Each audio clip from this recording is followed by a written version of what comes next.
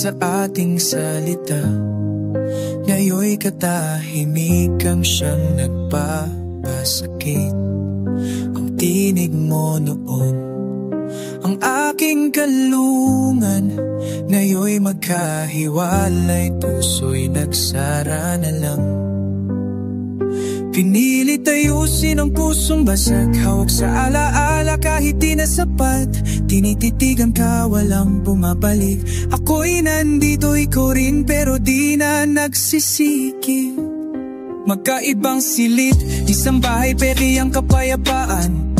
Puro sakit, walang pahinga. Sinasabi nating ayos lang, pero isang kasinungalingan. Hindi ba natin nakikita kung paano tayo nasasaktan? Nakikita ko ang lungkot mo, pero ako ang inaakalang kakampi.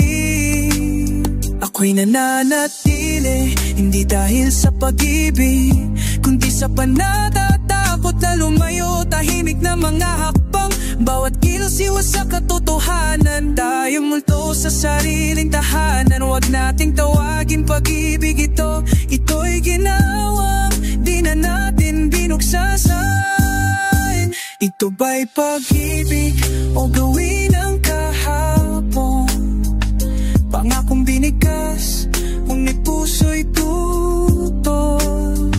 Walang apoy, walang lambing, tahimik ang hiling. Kung ang pagbitaw ay may saysay, kung ito lang ang ating kapalaran, mas pipiliin ko pa ang katahimikan kaysa sakit na paulit-ulit.